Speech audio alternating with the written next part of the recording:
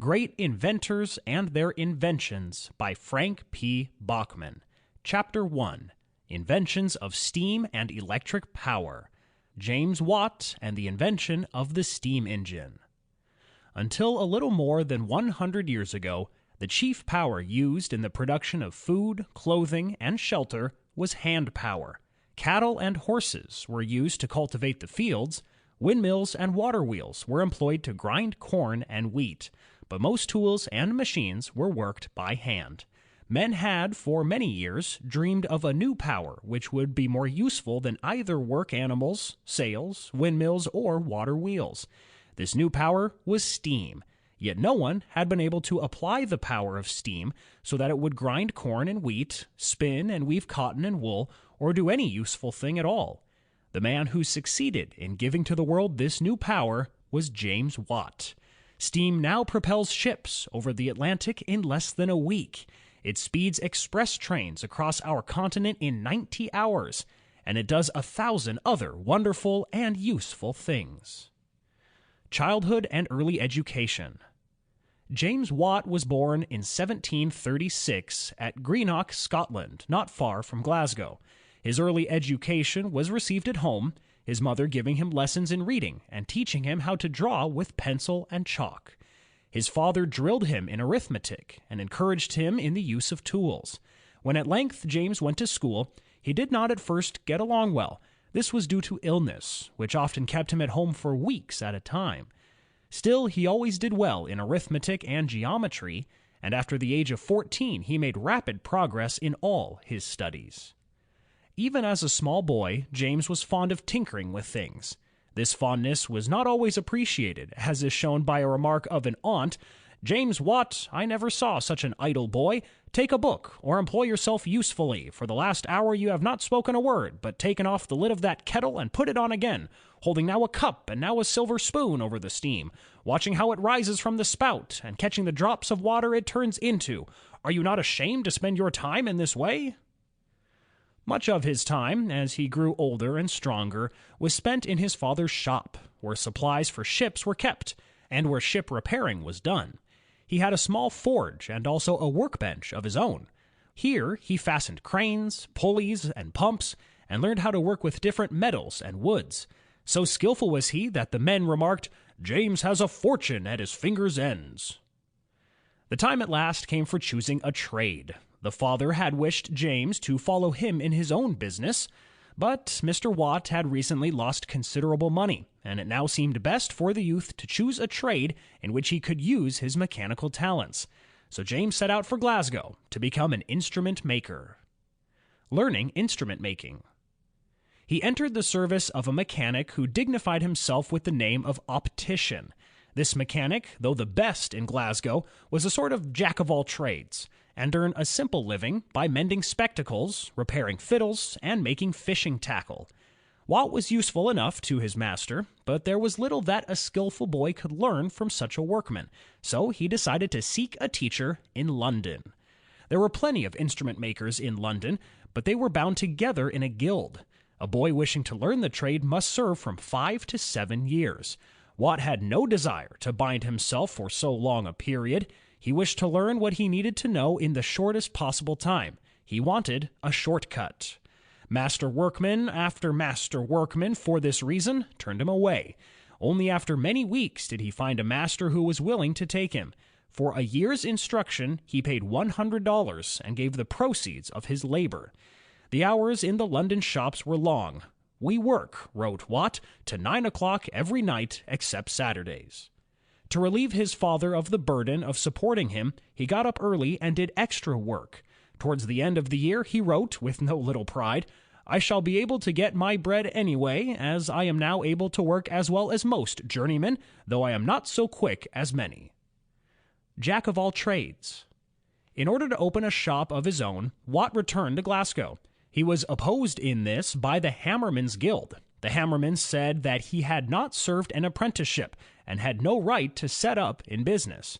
They would have succeeded in keeping him from making a start had not a friend, a teacher in the University of Glasgow, come to his aid, providing him with a shop in a small room of one of the college buildings. Watt soon became a jack of all trades.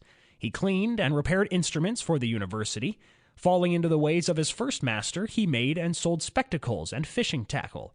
Though he had no ear for music and scarcely knew one note from another, he turned his hand to making organs. So successful was he that, as he described them, dumb flutes and gouty harps, dislocated violins, and fractured guitars came to him to be cured of their ills. All the while, Watt spent his leisure time in reading. The college library was close at hand, so there was no lack of books. Chemistry, mathematics, and mechanics were studied. By learning all he could and by doing everything well, Watt came to be known as a man, quote, who knew much and who could make anything. Captured by steam. Coal and tin mining had for a long time been important industries of Great Britain. Shallow mines were easy to work. Men and women carried out the coal or tin ore in buckets by winding stairs, or a windlass was used, turned by hand or with the aid of a horse. Water was taken out in the same way. As the shallow mines became exhausted, deeper ones were opened. The deeper the mine, the harder it was to lift out the coal or tin ore. Into these deeper mines also came quantities of water, flooding many of them. Unless a machine could be invented that could be run at a small cost to pump out the water and to hoist the coal or tin, these mines would have to be closed. The need of such a machine led to the invention of the first successful steam engine. Watt first heard of the steam engine in 1759. The idea captivated him, and he began to read how others had tried to make successful engines. Finding that the best books on steam and fire engines, as they were then called, were in Italian and German, and he took up the study of these languages. In an Italian book, he read about Branca's steam engine, invented in 1629. Branca's engine was little more than a toy, no use being made of it except to pulverize saltpeter and do other simple things of like sort. In a German book, he read about Papin's engine, which was invented in 1690. In Papin's engine, steam was admitted into the cylinder. The steam was then allowed to condense, that is, turn back into water. This formed a vacuum, or space without any air in it, under the piston. The weight of the atmosphere, which is about 14 pounds to the square inch on the upper side of the piston, forced it down, and the descending piston raised a weight fastened to the rope. Papin never went further than the making of a model, but his idea of using steam to make a vacuum and of using the pressure of the atmosphere to force down a piston was applied a few years later, with some success, by Thomas Newcomen. Newcomen made his first engine in 1705. Although big and awkward, a number were used in England to pump out the water at the mines. But they could not be used in deep mines, as they could lift only 6 or 7 pounds for each square inch of the piston. They worked slowly, making only about 15 strokes a minute, and they were expensive also, a single engine burning $15,000 worth of coal in a year. Finding the trouble. Watt had been thinking about steam for 4 or 5 years before he saw one of Newcomen's engines. Then it was only a model of one, brought to him from the university for repair. When he had repaired the model, he started it to going. It made a few strokes and stopped. There was no more steam. The boiler seemed big enough, so he blew out the fire. The engine now ran all right, but it required much fuel and used up quantities of steam, though the load on the side of the pump was light. Most men would have thought nothing of this, and would have sent the model back to the university. But that was not Watts's way. Everything he did not understand was for him a subject for study, and he never stopped until he understood. So he went to work to discover why the engine used so much steam. Steam was used, you will remember, to make a vacuum in the cylinder. Watt found that to drive out the air and water, enough steam had to be let into the cylinder to fill it 4 times. Why was this? First, the cylinder was exposed to the air, which chilled it. The cold cylinder itself, before it was warm, changed considerable steam into water. Second, cold water was poured into the cylinder to condense the steam, and this made the cylinder cold again. Watt estimated that 3/4 of all the steam used was thus wasted in heating and reheating the cylinder. Here was the trouble with Newcomen's engine.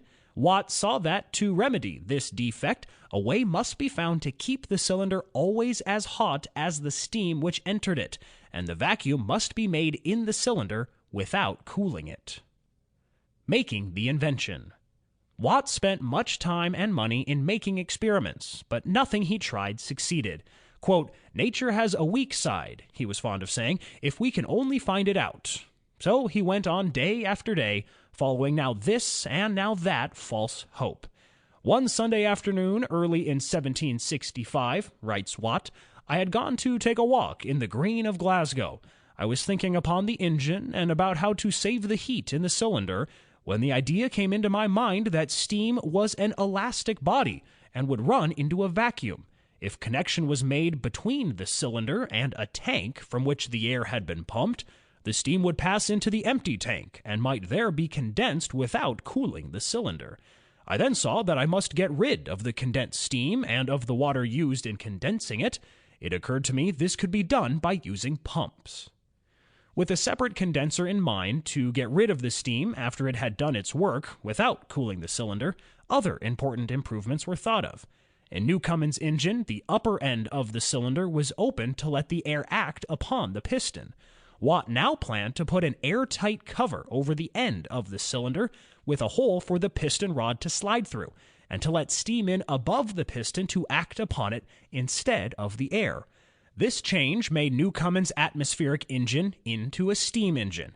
In Newcomen's engine, the power was the pressure of the atmosphere upon the piston, and this power acted in one direction only. In Watt's engine, steam was the power, and the piston was shoved both up and down by it. Hence, Watt's engine was called a double-acting engine. All these improvements, says Watt, followed in quick succession, so that in the course of 1 or 2 days the invention was complete in my mind. The next step was to make a model, to put the invention into working form. Making the drawings was easy, but to carry them out was hard.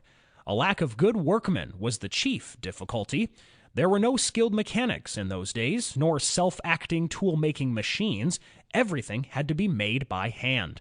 Blacksmiths and tinners were the only men that could be hired, and they were bungling workers even at their own trades. After 8 months of racking labor, the model was ready to start. It worked, but despite all Watts's care, it sniffed at many joints, he said. The condenser did not work well, the cylinder leaked, and the piston was far from being steam-tight. To add to Watts's troubles, his old white iron man, a tinner and his best workman, died. The crossbeam broke. Nevertheless, Watt saw enough to know that he was on the right track. Beelzebub, the trial engine. Watts's great need was money, for it was necessary to build a trial engine to show the value of steam power. He finally, in 1767, secured a partner who promised, for a 2/3 share in the invention, to pay a debt of $5,000 owed by Watt, and to bear the expense of further experiments. The partnership was formed, and Watt turned to the plans for the trial engine. As the trial engine neared completion, Watts's, quote, anxiety for his approaching doom kept him sleepless at night, for his fears were even greater than his hopes. Alas, the trial engine did not work well. The new condenser acted badly. The cylinder was almost useless. The piston, despite all that could be done, leaked quantities of steam. The whole machine was, he called, a clumsy job. From the way it wheezed and snorted and puffed fire and smoke, the engine was named Beelzebub. Months were spent in overhauling it, but he behaved only slightly better on second trial. Beelzebub was far from being a practical engine, and he was left for the time to rest and rust. There was little wonder that Watt was downhearted, and he wrote to his friends, "Of all the things in life, there is nothing more foolish than inventing. I am resolved, if I can resist it, to invent no more. Today I enter the 35th year of my life, and I think I have hardly yet done 34 pence worth of good in the world." Completing the engine. Watt had by this time spent 10 years and several $1,000s upon his invention, but it was still only a dream. Brighter days were, however, at hand. Matthew Bolton, owner of the largest hardware factory in the world at Soho near Birmingham, and who had working for him the best mechanics in Europe, became interested in the fire engine. In 1774, he became Watts's partner. Meanwhile, old Beelzebub was shipped to Birmingham. The best mechanics of Soho sent to work upon him. One by one, the separate parts were repaired and improved. In a few months, he was ready for trial. Beelzebub puffed as much smoke and fire as ever, but with all his bluster and noise, thanks to good workmanship, he went surprisingly well. Everyone who saw Beelzebub run felt sure that the invention would prove a success. Even modest Watt wrote to his father, "The fire engine I have invented is now going, and answers much better than any other that has yet been made, and I expect the invention will be very beneficial to me."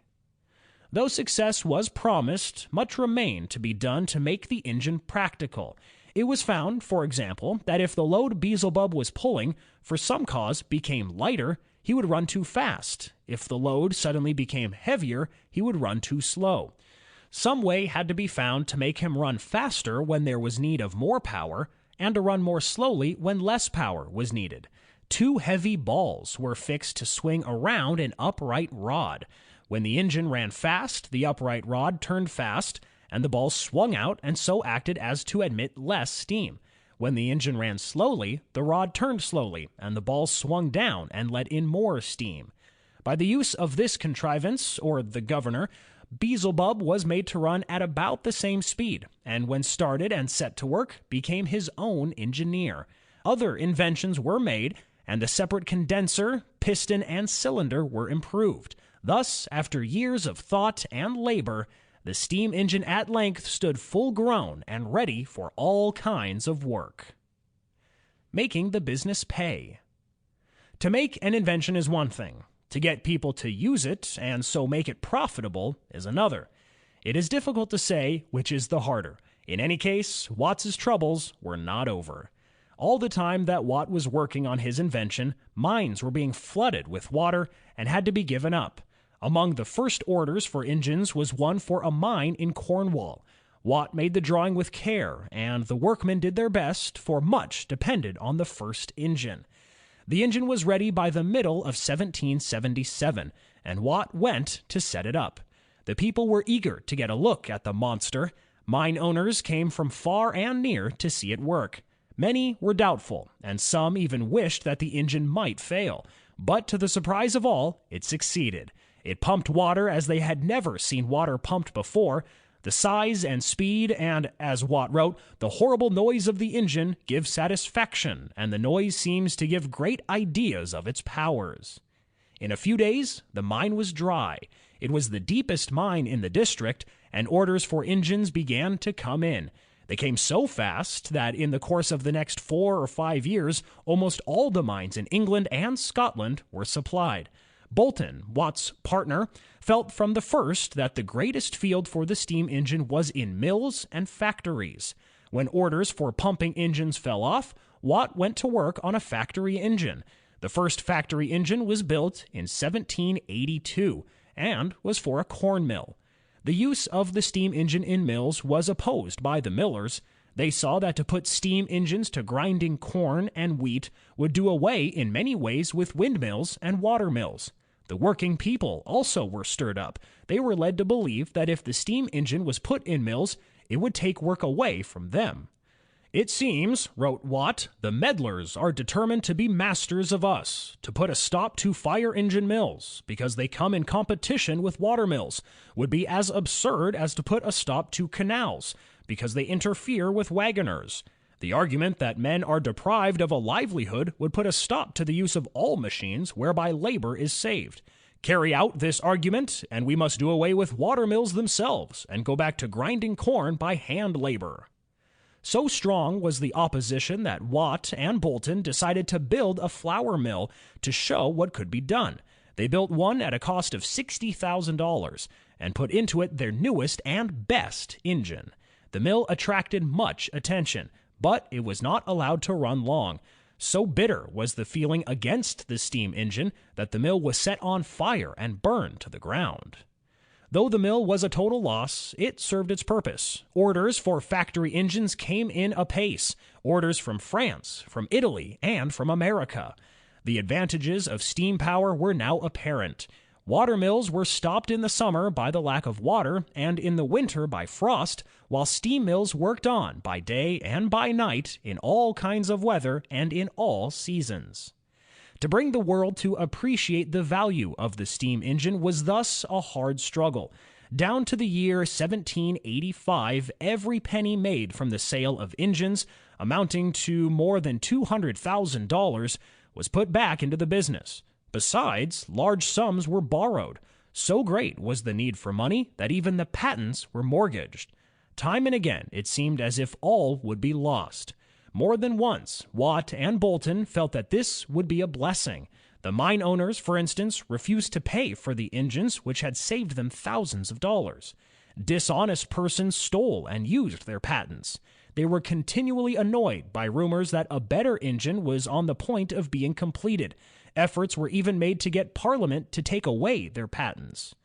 "We are in the state of the old Roman," Watt wrote, "who was found guilty of raising better crops than his neighbors, and was ordered to bring before the assembly of the people his instruments of husbandry, and tell them of his arts. He complied, and when he had done, said, These, O Romans, are the instruments of our art, but I cannot bring into the forum the labors, the sweats, the watchings, the anxieties, the cares which produce the crops.